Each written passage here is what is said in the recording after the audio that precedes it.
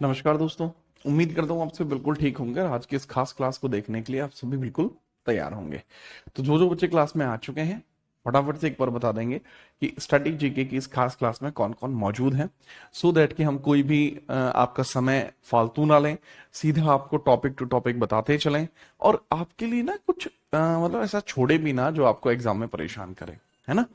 तो चलो, static GK का आपका ये एक और बेहतरीन चैप्टर जो अब यहाँ पर हम कवर कराने वाले हैं।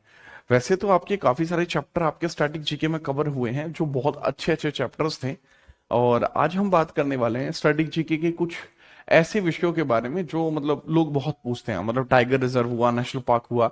आज हम उनके बारे में बात करने वाले हैं। क्लास में मौजूद बच्चों की अगर मैं बात करूं कि भाई क्लास में मौजूद कौन कौन है, कई बार होता है ना बच्चों को ये रहता है कि मेरी कमेंट पहुंच रही है नहीं पहुंच रही है। गोलू भड़गोती, राज सक्सेना, प्रीति कुमारी, दीपक, और ये श्याम बाबा, अजय, ठीक है, पंकज, राजू, गोलू, ठीक है, रोहित, बहुत सारे ट्विंस भी हैं, अनीश भी हैं, मोनू कुमार सिंह भी हैं, ठीक है। तो बहुत सारे बच्चे क्लास में आए हैं और ये कोई सच में कोई आम बच्चे नहीं है यार, ये अपनी मेहनत कर रहे हैं, लंबे समय से मेहनत कर रहे हैं और अपने सिलेक्शन के लिए इस बार मतलब जी जान से प्रयास कर रहे हैं। वही चीज अच्छी है बेसिकली। हर हर महादेव रावण भाई, हर हर महादेव। चलो तो स्टार्ट करते हैं मेरे भाई। जो टॉपिक आपको यहाँ पर पढ़ना है, we are going to start this here. जो टॉपिक आपको पढ़ना है वो हम यहां पर स्टार्ट करने जा रहे हैं। बात को समझिएगा, मामला क्या है, विषय क्या है। स्टेट स्पेशल टॉपिक्स होते हैं, जो स्टेट स्पेशल टॉपिक्स होते हैं उनको हम पढ़ रहे हैं। बेसिकली आपको हम बता दूं कि हम यहाँ पे नेशनल पार्क पढ़ रहे हैं। National park and tiger reserve हमारा विषय रहेगा। टाइगर रिजर्व्स,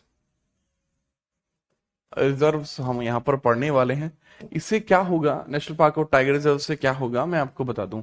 जो नेशनल पार्क और टाइगर रिजर्व का टॉपिक है, इस टॉपिक में बेसिकली क्या कुछ होगा वो हम आपको समझा देते हैं। देखो ये होगा कि हमारे ना यहाँ ना 28 राज्य हैं, 8 यूनियन टेरिटरी हैं। तो हर राज्य के नेशनल पार्क और टाइगर रिजर्व आपको पता होने चाहिए।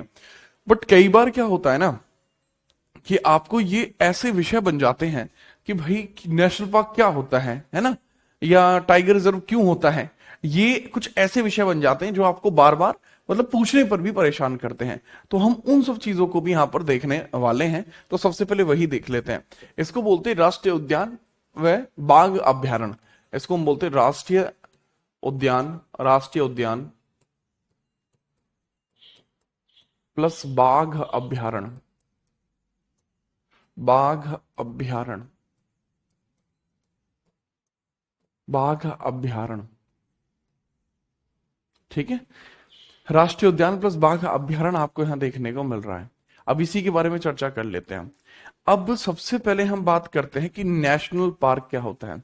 ठीक है, नेशनल पार्क की चर्चा हम करते हैं। एक विशेष प्रकार का पारिस्थितिकी तंत्र है जहां पर वन्य जीवन को संरक्षण मिल सके, ये नेशनल पार्क होता है अजय, ठीक है। तो ये मैं बताता हूं आखिरकार ये है क्या। यहां मैंने हेडिंग डाली और मैंने नेशनल पार्क के बारे में बताना शुरू करा। यहां मैंने हेडिंग डाली और मैंने नेशनल पार्क के बारे में शुरू करा कि भाई नेशनल पार्क क्या होते हैं। नेशनल पार्क आपके क्या होते हैं, जिनको हम बोलते हैं राष्ट्रीय उद्यान। और राष्ट्रीय उद्यान क्या चीज होती है, राष्ट्रीय उद्यान क्या चीज होती है। तो बताने पर समझ आया राष्ट्रीय उद्यान क्या होता है। एक विशेष प्रकार का पारिस्थितिकी तंत्र है, ठीक है, एक विशेष प्रकार का पारिस्थितिकी तंत्र है जहां वन्य जीवन को संरक्षण मिल सके। विशेष पारिस्थितिकी तंत्र एक विशेष प्रकार का, विशेष प्रकार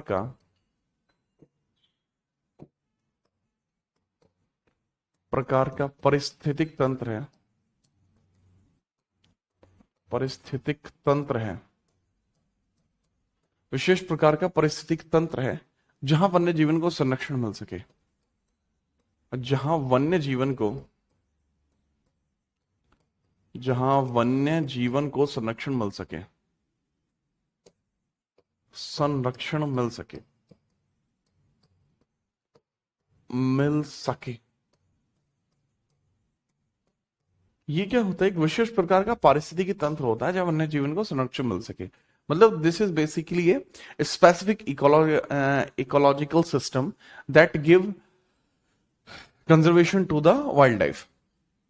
this is a specific ecology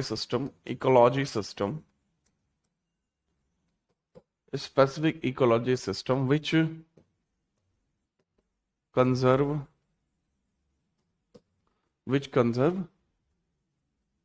जो है wildlife, which conserve wildlife, which conserve wildlife. ये एक स्पेसिफिक इकोलॉजिकल सिस्टम होता है जो वाइल्ड लाइफ को कंजर्व करता है। ठीक है, चलो दूसरी बात ये होती है कि मनुष्य के हस्तक्षेप को वन्य जीवन से दूर रखना और पर्यावरण सुरक्षित तथा पारिस्थितिक तंत्र को बनाए रखना इसका उद्देश्य होता है। ठीक है कभी भाई निखिल, यहां रखो। मैंने क्या बताया कि एक नेशनल पार्क का उद्देश्य क्या होगा, ये भी पूछा जा सकता है आपसे, ना पता हो तो। आज की डेट में एग्जामिनर अच्छे लेवल के सवाल पूछ रहा है, तो उद्देश्य भी समझ लेना कि इसका उद्देश्य क्या रहेगा, वो भी समझ लेना। उद्देश्य समझिए, मनुष्य हस्तक्षेप को वन्य जीवन से दूर रखना है। मनुष्य हस्तक्षेप से दूर रखना है, मनुष्य हस्तक्षेप से वन्य जीवन को दूर रखना। मनुष्य हस्तक्षेप से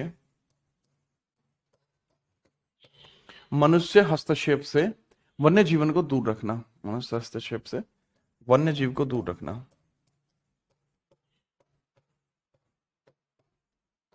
दूर रखना, तो हस्तक्षेप से वन्य जीव को दूर रखना है, और जो पर्यावरण की सुरक्षा है और जो पारिस्थितिकी तंत्र है इसको भी बनाए रखना है। पहला तो ये रहा, मनुष्य हस्तक्षेप से वन्य जीव को दूर रखना है पहली चीज, और पर्यावरण और पारिस्थितिक तंत्र की सुरक्षा बनाए रखनी है। और पर्यावरण की प्लस पारिस्थितिकी तंत्र की,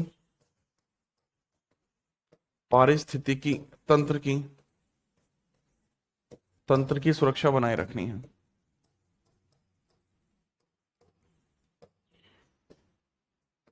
बनाए रखनी है,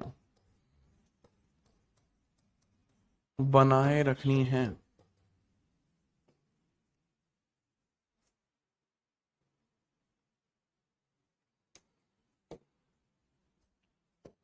ठीक बात है, तो ये भी इसके अंतर्गत एक इंपॉर्टेंट मैटर होता है। इससे क्या होता है कि मनुष्य का हस्तक्षेप जितना भी होता है, ह्यूमन इंट्रूड जो होता है उसको प्रोहिबिट करना होता है। Prohibiting human intrude, prohibiting human intrude, prohibiting human intrude, human intrude, prohibiting human intrude, यानी जो ह्यूमन इंट्रूड होता है उसको रोकना इसका काम होता है। अच्छा, इसके बाद हम बात करते हैं कि ये तो चलो उद्देश्य हो गया नेशनल पार्क्स के अंदर, लेकिन यहीं पर आपको समझना कि भैया यहां पर चीजें कैसे देखने को मिलते हैं। ठीक है, कि ये कब बनने शुरू हुए। देखो 1972 में आपका एक एक्ट आता है, वाइल्ड लाइफ प्रोटेक्शन एक्ट 1972।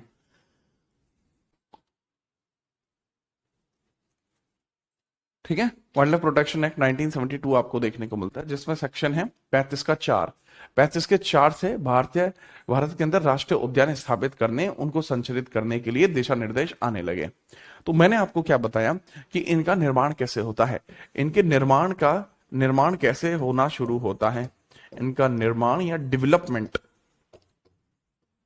किस बेसिस पर होता है। सर इनका निर्माण या डेवलपमेंट किस बेसिस पर होता है वो समझ लीजिए, वो मैं समझाने की कोशिश करता हूं। कैसे होता है इनका निर्माण या इनका डेवलपमेंट कैसे होता है वो आप समझने का, भाई ऑब्वियसली बात है, समझेंगे है ना। तो 1972 में क्या आता है वो समझना, ठीक है, याद रखना। 1972 में आता है आपका वाइल्ड लाइफ प्रोटेक्शन एक्ट 1972, 1972 का wild life protection act, wild life protection act 1972 आता है।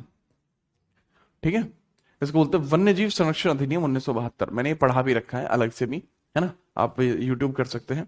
तो वन्य जीव संरक्षण अधिनियम 1972, वन्य जीव संरक्षण अधिनियम 1972, तो दैट इज वन्य जीव संरक्षण अधिनियम, वन्य जीव संरक्षण अधिनियम 1972।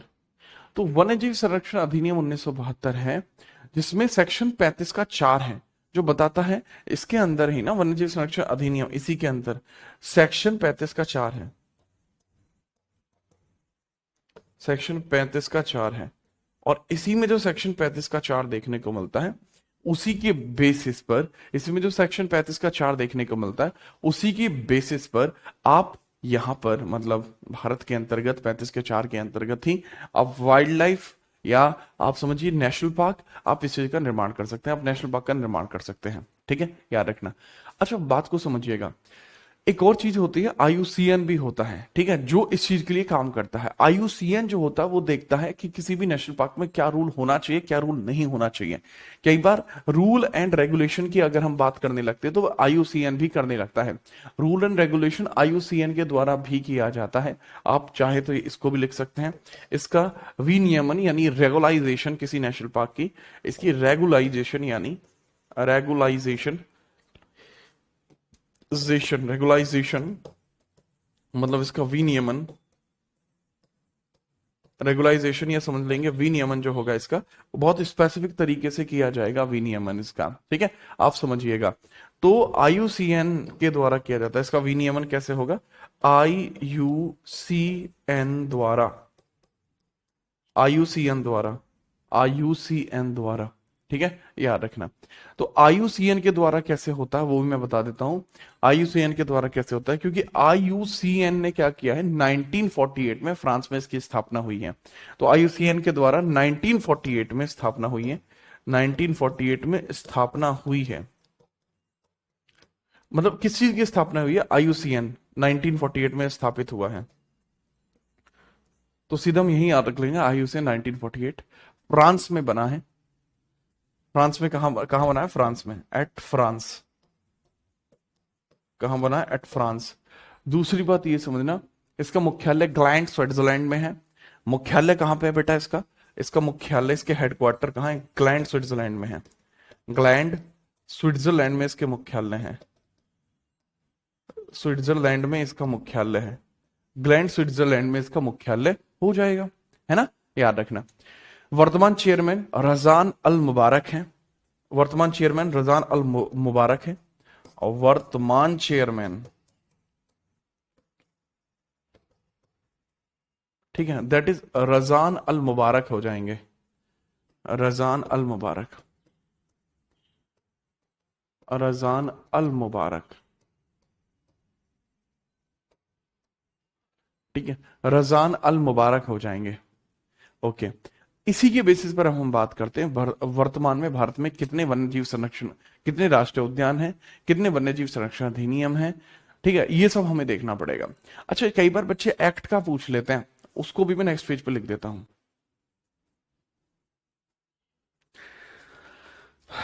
यार मैंने आप लोगों से ये नहीं पूछा आज कि आप लोग कैसे हो, बता दो भाई कैसे हो प्लीज।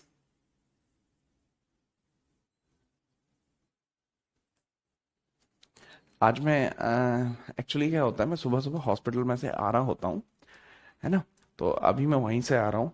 अभी अगर मैंने तुम्हें बता दिया कि मैं सो कितना रहा हूँ, उसके बाद मैं क्लास ले रहा हूँ, तो एक तो पहली बात तो ये पॉसिबल नहीं है किसी भी इंसान के लिए ऐसा कर पाना, है ना।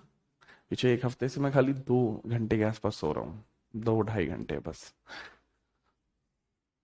मैं अच्छा हूँ, आप बताएं, मैं भी ठीक हूँ। Divyendu, please make it note.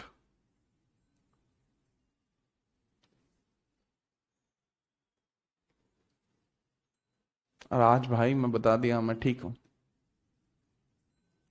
अब मेरी बात को समझना, जैसे मैं नेशनल पार्क के बारे में आपको जानकारी दी है, ठीक है, तो आप उसके बारे में समझेंगे हम कि सर क्या क्या, क्या इससे रिलेटेड कोई और अधिनियम भी देखने को मिलते हैं। कई बार क्या होता है, वन्य जीव के लिए या वन्य जीवन के लिए आपके कई सारे अधिनियम होते हैं। जैसे आपका देखने को मिलता है फॉरेस्ट प्रोटेक्शन एक्ट भी आपको देखने को मिलता है, मतलब कुछ एक्ट हैं, some specific act for national parks, some specific acts, some specific acts, quick acts for national park, for national parks, and environment. Environment. अब यहां पर आपको समझना होगा कि क्या कुछ यहां बताने वाला हूं। ठीक है, चलिए। तो बाबू भाई, इसमें आप लिखना बाबू भाई, सम स्पेसिफिक एक्ट्स हैं, किस चीज के लिए हैं? सम स्पेसिफिक एक्ट किसके लिए? नेशनल पार्क्स के लिए हैं और ये एनवायरमेंट के लिए हैं। नेशनल पार्क्स के लिए और ये एनवायरमेंट के लिए हैं। ठीक है, तो इसके बारे में हम डिस्कशन कर लेते हैं। पहला आपको देखने को मिलेगा वन संरक्षण अधिनियम। ये कुछ महत्वपूर्ण अधिनियमों की बात की गई है। कुछ महत्वपूर्ण अधिनियम, कुछ महत्वपूर्ण अधिनियम की डिस्कशन यहां किया गया है। कुछ महत्वपूर्ण अधिनियम। अब कुछ महत्वपूर्ण जो अधिनियम है यहां पर, चलो मैं उनकी बात कर लेता हूं। सबसे पहले आपको देखने को मिलेगा वन संरक्षण अधिनियम भी इसी में आएगा। वन संरक्षण अधिनियम, forest conservation act. Forest conservation act आपका इसी में आ जाएगा। Conservation act, forest conservation act इसमें आ जाएगा 1980। फॉरेस्ट कंजर्वेशन एक्ट 1980 इसमें आ जाएगा। दूसरा आप समझेंगे, वन संरक्षण के बाद आ जाएगा पर्यावरण संरक्षण अधिनियम 1986। पर्यावरण संरक्षण अधिनियम, पर्यावरण संरक्षण अधिनियम, पर्यावरण संरक्षण अधिनियम 1986 हो जाएगा। और ये पर्यावरण संरक्षण अधिनियम कैसे है सर? एनवायरमेंट प्रोटेक्शन एक्ट है ये। एनवायरमेंट प्रोटेक्शन एक्ट है भाई। Environment protection act, protection act है आपका ये। This is environment protection act है आपका। एनवायरमेंट प्रोटेक्शन एक्ट है। दूसरा अगला है जैव विविधता संरक्षण अधिनियम है। बायोडायवर्सिटी प्रोटेक्शन एक्ट है आपका। बायोडायवर्सिटी प्रोटेक्शन एक्ट है आपका। एक्ट है आपका, है ना? चलो, तो बायोडायवर्सिटी प्रोटेक्शन एक्ट का मतलब होता है जैव विविधता संरक्षण अधिनियम। जैव विविधता अधिनियम, विविधता एक्ट आपका हो जाएगा 2002। अब मैं आपको एक तो दूंगा होमवर्क, दो मैं आपसे खुद ही पूछ लूंगा। ठीक है, चलो। एक होमवर्क पहले ये समझना, इसका डे कब आता है? जो एनवायरमेंट डे कब होता है? पर्यावरण दिवस कब होता है? पर्यावरण दिवस कब होता है मेरे लाल? 5 जून। 5 जून को देखने को मिलता है पर्यावरण दिवस। पहला काम खत्म। दूसरा होता है बायोडायवर्सिटी डे, कब देखने को मिलता है? 22 मई को देखने को मिलता है। होमवर्क आपका यह है कि आप मुझे बताएंगे फॉरेस्ट डे कब देखने को मिलता है। फॉरेस्ट्री डे के नाम से फेमस होता है, ये कब देखने को मिलता है? अब बताना। ठीक है, इसके बाद हम आगे बढ़ते हैं। श्याम भाई, अभी तो काफी टाइम लगेगा हॉस्पिटल में। नेक्स्ट हम बात करते हैं, आगे बढ़ते हैं। अगर ये आपने कर लिया, कुछ सवाल आपके बनेंगे, वो सवाल आपको समझने पड़ेंगे। ठीक है, चलो। जैसे हम बात करते हैं विश्व का सबसे पुराना नेशनल पार्क, मतलब कुछ ऐसे सवाल बनते हैं जो यहां पर बता दिए जाएं तो ज्यादा अच्छा रहेगा। कुछ ऐसे सवाल बनते हैं जो आपको अगर मैं यहां बता दूं तो बहुत ज्यादा अच्छा रहेगा। तो हेडिंग बनाएंगे आप उसी हिसाब से, है ना?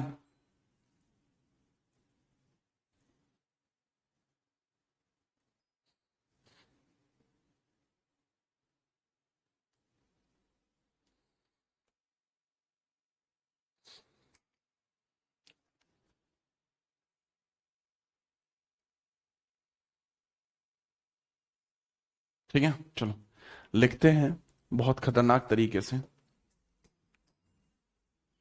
ध्यानपूर्वक हम समझते हैं जो होगा। विश्व का सबसे पुराना राष्ट्रीय उद्यान। कुछ आपके ना, आपके ट्रिक्स बनते हैं, सवाल बनते हैं। ठीक है, सम बेसिक बेसिक क्वेश्चन है, सम बेसिक क्वेश्चन आपको देखने को मिलते हैं।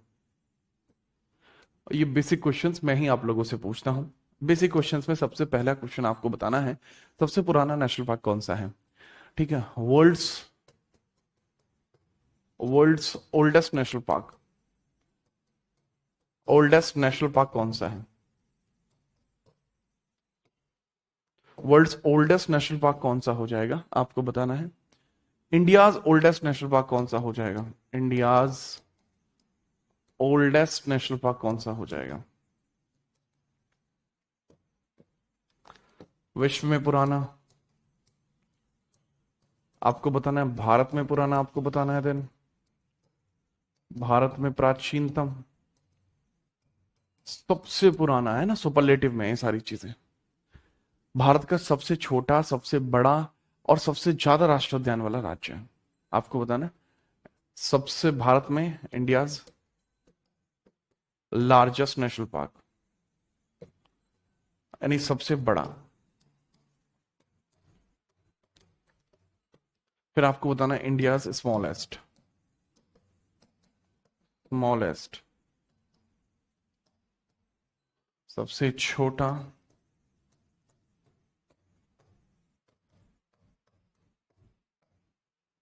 ठीक है। वर्ल्ड्स ओल्डेस्ट नेशनल पार्क विश्व में, इंडिया में सबसे पुराना, और सबसे ज्यादा नेशनल पार्क वाला स्टेट कौन सा है, state with maximum national park, state with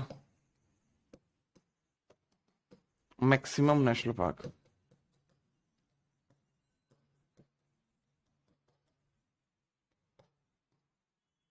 park, इसको भी हम समझेंगे। सर्वाधिक राज्य, सर्वाधिक राष्ट्रीय उद्यान, उद्यान, ठीक है। सर्वाधिक राष्ट्रीय उद्यान कहां कहां पर है। अब इन सब के बारे में जैसा कि हम देख रहे हैं, अब वो आप समझिए।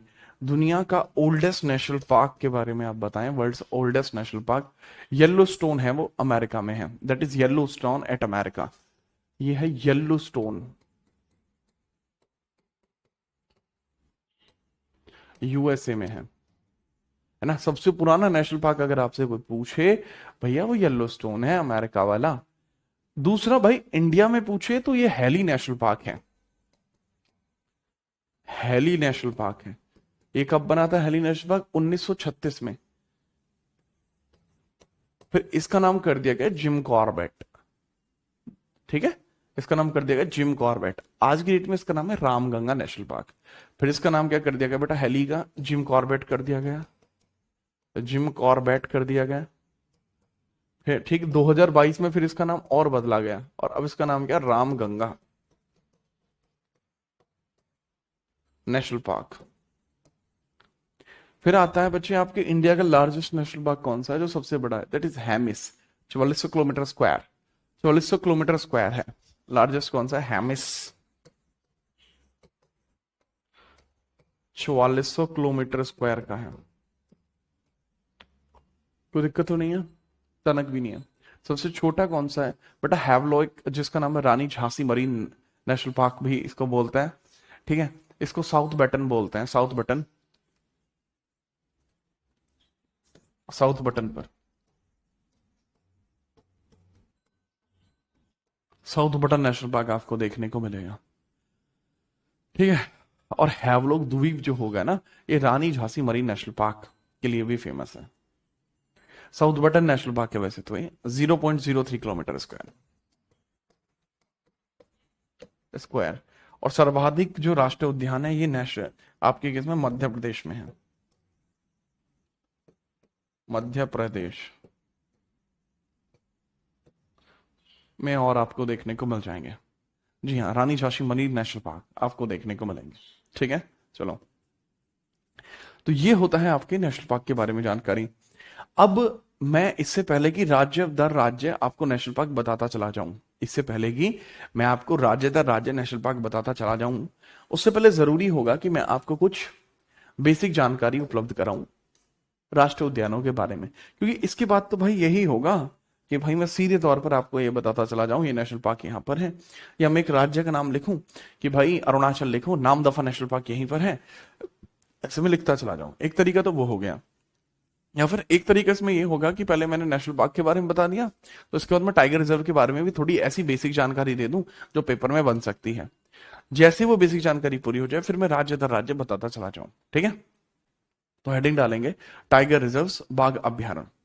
आप हेडिंग डाल लेंगे टाइगर रिजर्व यानी बाघ अभ्यारण्य क्या होते हैं। हेडिंग डाली है हमने टाइगर रिजर्व्स यानी बाघ अभ्यारण्य, रिजर्व्स बाघ अभ्यारण्य जिसको कहा जाता है, अभ्यारण्य जिसको कहा जाता है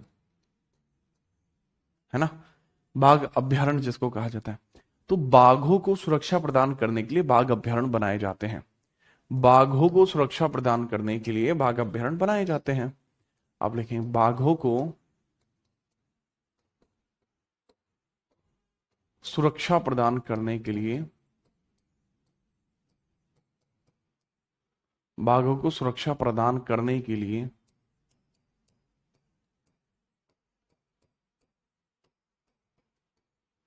बाघों को सुरक्षा प्रदान करने के लिए बाघ अभ्यारण्य बनाए जाते हैं। बाघ अभ्यारण्य बनाए जाते हैं।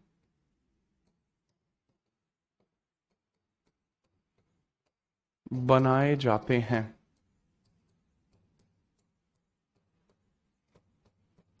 ठीक है, बाघों को सुरक्षा प्रदान करने के लिए बाघ अभ्यारण्य बनाए जाते हैं। और शिकारियों से सुरक्षा करना, बाघों की शिकारियों से सुरक्षा करना इसमें बेसिक काम होता है। ठीक है, मतलब बेसिकली क्यों होते हैं टाइगर रिजर्व्स? टाइगर रिजर्व्स इसलिए होते हैं to protect the tigers, to protect the tigers, protect the tigers.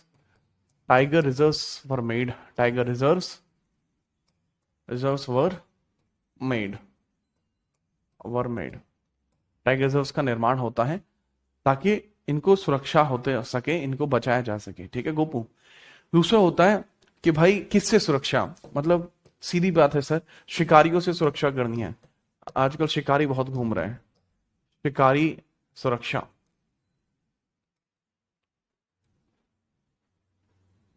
लिख सकते हैं शिकारियों से सुरक्षा पहला काम होता है, शिकारियों से सुरक्षा, से सुरक्षा, protection from the hunters, poachers, protection from hunters, from hunters.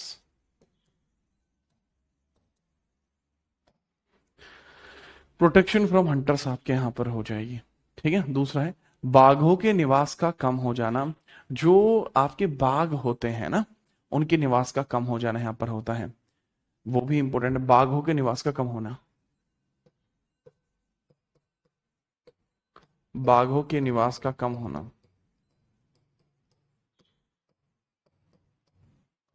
कम होना, बाघों के निवास का कम होना, बाघों के निवास का कम हो जाना, मतलब जो बाघ होते हैं उनके निवास का कम हो जाना। बाघ यानी हंटर्स रेजिडेंस का कम होना, hunters residence quite low, hunters residence quite low हो जाना, बाघों के निवास का, टाइगर रेजिडेंस क्वाइट लो, ये रीजन है। या फिर आप लिख रहे हैं बाघों के निवास को बढ़ाने के लिए, रीजन पूछ रहे हैं ना बेटा इसमें, तो कारण है बाघों का निवास, बाघों के निवास को बढ़ाने के लिए, को बढ़ाने के लिए हेतु। ठीक है, तो समझना to increase, to increase tiger, tiger tiger count, to increase tiger count. जो बाघों का निवास होता है, टाइगर काउंट होता है, उसको बढ़ाने के लिए। तो ये दो पॉइंटर ऐसे आपके क्रिएट होते हैं। तीसरा ये होता है पर्यावरण के अंदर, क्योंकि टाइगर क्या होता है ना, टॉप लेवल प्रेडिएटर है, तो यह खत्म नहीं होना चाहिए, इसको भी बचाना पड़ता है। ठीक है, तो मानव की दखलंदाजी हस्तक्षेप को रोकने के लिए, तो ह्यूमन इंट्रूड को रोकने के लिए, बाघों के जीवन चक्र में ह्यूमन इंट्रूड को रोकना, तो बाघों के जीवन चक्र में, बाघों के जीवन चक्र में मानव हस्तक्षेप पर रोक लगाना, मानव हस्तक्षेप पर रोक लगाना, मानव हस्तक्षेप पर रोक लगाना। और रोक लगाना। ठीक है, तो इसका मतलब क्या होता है, प्रोहिबिशन करना है किस चीज का, ह्यूमन इंट्रूड का, prohibition of human intrude, prohibition of human intrude, prohibition करना है किस चीज का, ह्यूमन इंट्रूड का, prohibition of human intrude, human intrude का प्रोहिबिशन पूरा होना चाहिए, ये बात यहां पर बताई जाती है। टाइगर डे कब मनाया जाता है, 29 डे को मनाया जाता है टाइगर डे। टाइगर डे कब मनता है, 29 डेट को। बाघ दिवस 29 जुलाई। अच्छा, मेरा जन्म दिवस भी जुलाई में ही आता है। अब कब से टाइगर रिजर्व बनने शुरू हो चुके हैं बताना है आपको, ठीक है, याद रखना। तो इसके बारे में भी समझना भैया, कब से टाइगर रिजर्व बनने शुरू हो चुके हैं। तो 1973 में एक प्रोजेक्ट टाइगर आया था, जिसको भारत के अंदर भी लागू किया गया। ये इंदिरा गांधी ने किया था, तब से भारत में टाइगर रिजर्व बनने शुरू हो चुके हैं। पूछा जा सकता है आपसे, ठीक है, कि इसके निर्माण का आधार क्या होता है, निर्माण का आधार क्या होता है, निर्माण का आधार कैसे होता है, base of development, basis of development, कि भैया निर्माण का आधार क्या होगा, बेसिस क्या होंगे। तो हमें पता लगेंगे कि सर 1973 का project tiger, 1973 project tiger, 1973 project tiger.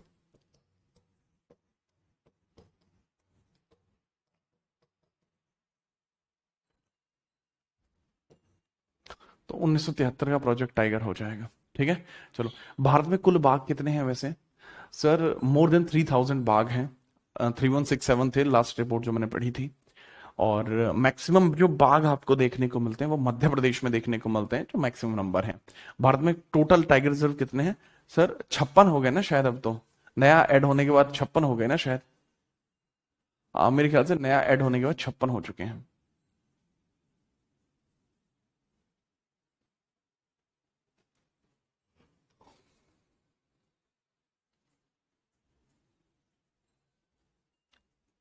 और सबसे ज्यादा टाइगर कहाँ पे, मध्य प्रदेश में ही है। आपसे पूछा जा सकता है कि सर टोटल टाइगर रिजर्व कितने हैं till date, total tiger reserve कितने हैं, 56 हैं till date updated, till date updated, है ना। बाकी भाई आप बता दो, 56 ही तो हो गए, 56 हो चुके हैं मेरे ख्याल से। हाँ 56 तो कंफर्म हूं मैं, 57 का पता नहीं है मुझे, अगर हुआ है तो रिसेंट में हुआ होगा तो याद नहीं है। नेशनल पार्क कितने हैं वो तो लिखा ही नहीं आपने, 106 नेशनल पार्क हैं। टोटल नेशनल पार्क कितने हैं अभी फिलहाल में इंडिया में, 106। ये 56 है। आपको सारे याद रखने की जरूरत नहीं है मेरे लाल। अब हम बात करते हैं ऐसे करके कि भैया सबसे बड़ा टाइगर रिजर्व कौन सा है, तो नागार्जुन श्रीशैलम टाइगर रिजर्व आंध्र प्रदेश है, ठीक है। नागार्जुन श्रीशैलम टाइगर रिजर्व आंध्र प्रदेश है। अब हम एक काम करते हैं, एक राज्य का नाम लिखते हैं और उसके बारे में लिखते चले जाते हैं, ठीक है। यही मुझे तो बेस्ट आइडिया लग रहा है, ये तो मुझे बेस्ट आइडिया लग रहा है कि मैं एक राज्य का नाम लिखूं फिर उसके बारे में लिखता चला जाऊं। एकदम चकाचक आइडिया है भाई, चकाचक बेस्ट आइडिया। बाकी भाई आप बता दो।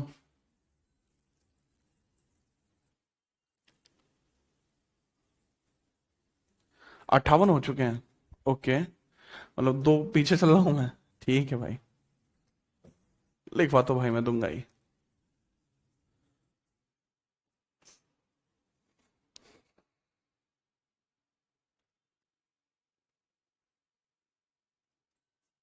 ठीक है भाई अनुराग, हाथ से लिख के पढ़ने में मजा आ रहा है पूरा।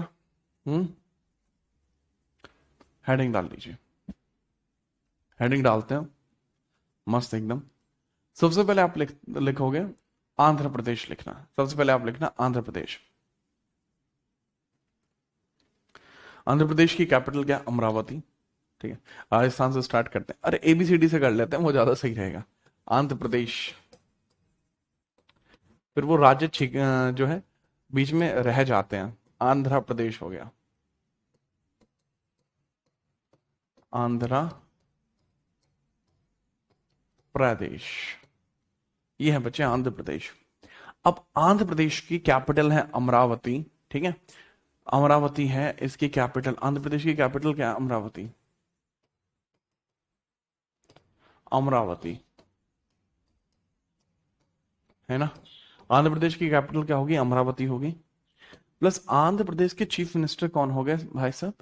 आंध्र प्रदेश के chief minister Telugu Desam party के अध्यक्ष हैं, ठीक है, एन चंद्रबाबू नायडू। सीएम कौन हो गए? एन चंद्रबाबू नायडू, एन चंद्रबाबू नायडू हो गए। ए नायडू। पार्टी कौन सी है? टीडीपी पार्टी है, तेलुगु देशम पार्टी इनकी पार्टी है, Telugu Desam party, Telugu Desam party, Telugu Desam party आपको पार्टी देखने को मिल जाएगी। टीडीपी, तेलुगु देशम पार्टी आपको देखने को मिल जाएगी। ठीक बात है, ओके। दूसरा इसमें आपको यह देखने को मिलेगा कि सर जैसे हमने बात करी आंध्र प्रदेश के अंतर्गत हमने चर्चा करी है, चर्चा का विषय है। दूसरा हम यहीं पे लिख लेंगे कि सर यहीं आपको ये भी पता लगेगा कि नेशनल पार्क कौन कौन सा है। पापीकोंडा, रामेश्वरम और वेंकटेश्वरा, ठीक है, याद रखना। पापीकोंडा, इसमें नेशनल पार्क कौन कौन से हैं? पापीकोंडा, ये कोंडा रेड्डी, तो पापीकोंडा, ठीक है। दूसरा है रामेश्वरम नेशनल पार्क, पहला है पापीकोंडा नेशनल पार्क है। दूसरा आपको क्या, अरे ऐसे नहीं लिखते, लिखने का तरीका है नेशनल पार्क, है ना। पहला हो गया पापीकोंडा नेशनल पार्क, कोंडा रेड्डी पापीकोंडा, पहला पापीकोंडा हो गया। दूसरा हो गया रामेश्वरम नेशनल पार्क, दूसरा हो गया बच्चे Rameswaram national park, Rameswaram national park. तीसरा आपका क्या हो जाता है सर यहां पर? Venkateswara national park, Venkateswara national park. तो हमें यहां पर देखने को मिल जाएगा पापीकोंडा, रामेश्वरम और वेंकटेश्वरा। ये 3 नेशनल पार्क आपको यहाँ अच्छे खासे दिख जाएंगे। टाइगर रिजर्व केवल यहाँ पर एक ही है। अच्छा, ये जो रामेश्वरम नेशनल पार्क है, कई बार इसको राजीव गांधी भी बोलते हैं, कई बार इसको राजीव गांधी भी बोलते हैं। राजीव गांधी नेशनल पार्क भी इसको ही बोला जाता है, राजीव गांधी नेशनल पार्क इसी का नाम है। दूसरा लिख लेना बेटा, बाघ अभ्यारण्य कौन कौन है यहाँ पर, टाइगर रिजर्व कौन कौन सा है। टाइगर रिजर्व केवल एक आपको यहाँ देखने को मिल जाएगा, नागार्जुन श्रीशैलम, नागार्जुन श्रीशैलम,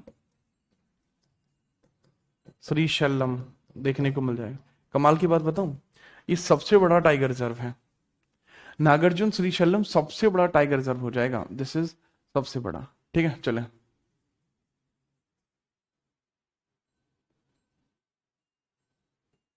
नितेश, नीलेश भाई क्या कह रहे हो आप? तुम्हारा जवाब सरस,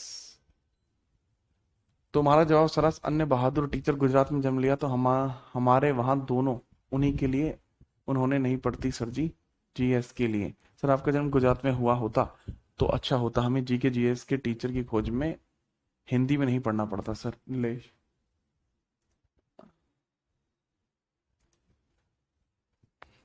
શું છે શું છે શું ગુજરાતી में पढ़ू છે? સરસ છે, देखो ने नागार्जुन श्रीशैलम है, नागार्जुन है, नागार्जुन है, श्रीशैलम है, tiger reserve, largest national park, वो लार्जेस्ट टाइगर रिजर्व, लार्जेस्ट है भाई साहब।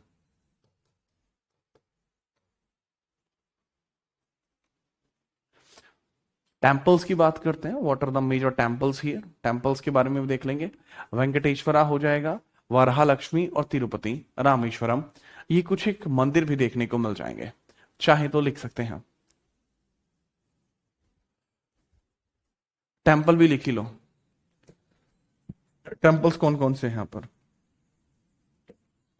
आपकी नॉलेज में इजाफा होता रहेगा, है ना। सीधा लिखेंगे वेंकटेश्वरा वरहालक्ष्मी, वेंकटेश्वरा, वेंकटेश्वरा और वरहालक्ष्मी, ये हो गया वेंकटेश्वरा, टेश्वरा, वरहालक्ष्मी, लक्ष्मी। वरहालक्ष्मी काफी फेमस है नहीं। तिरुपति बालाजी हो जाएगा देन, एंड तिरुपति बालाजी। और आपको देखने को मिल जाएगा जो सूर्य नारायण मंदिर है, तिरुपति बालाजी के बाद सूर्य नारायण मंदिर भी आपको देखने को मिल जाएगा, है ना। तिरुपति बालाजी को भी लिख लेना, तिरुपति बालाजी और सूर्य नारायण। सबसे अमीर मंदिर है तिरुपति बालाजी, मोस्ट एमिनियंट है। और सूर्य नारायण देखने को मिल जाएगा लास्ट, नारायण मंदिर, है ना, ये फेमस मंदिर है। वेंकटेश्वरा, वेंकटेश्वरा मंदिर हो जाएगा, वरहालक्ष्मी, तिरुपति बालाजी एंड सूर्य नारायण। जी हाँ, तो ये होता है आपका आंध्र प्रदेश का बंटाढार। अब हम स्टार्ट करते हैं नेक्स्ट, अरुणाचल प्रदेश। कैपिटल क्या है अरुणाचल की? कैपिटल क्या है? ईटानगर। मुख्यमंत्री पेमा खांडू बीजेपी से हैं। अब आप हेडिंग डालेंगे सीधे अरुणाचल प्रदेश,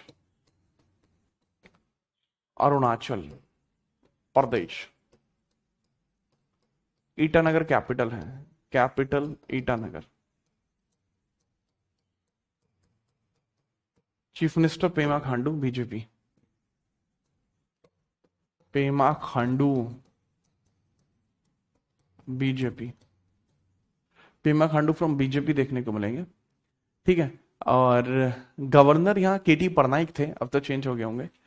टाइगर रिजर्व कौन कौन से है और नेशनल पार्क कौन सा है? सर मॉलिंग और नामदफा। नेशनल पार्क कौन से है? मॉलिंग और नामदफा। नेशनल पार्क है मॉलिंग एंड नामदफा, लिख सकते हैं।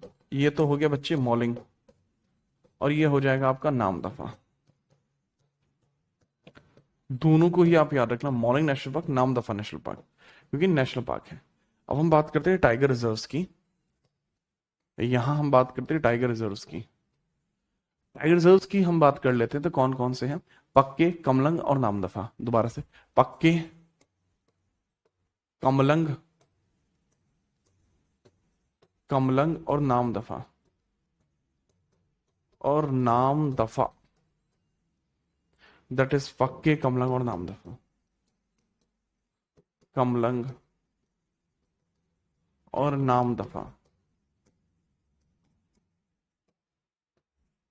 है ना, पक्के, कमलंग और नामदफा हो जाएंगे। मंदिर और मठ, आकाश गंगा मंदिर यहां पर है, और तमांग मठ भी है। टेम्पल की बात करें, आकाश गंगा टेम्पल है यहाँ, आकाश गंगा, आकाश गंगा टेम्पल है यहाँ पर। और दूसरा यहाँ पर आपका तवांग, तमांग मोनेस्ट्री या तमांग मठ भी है, तवांग मोनेस्ट्री।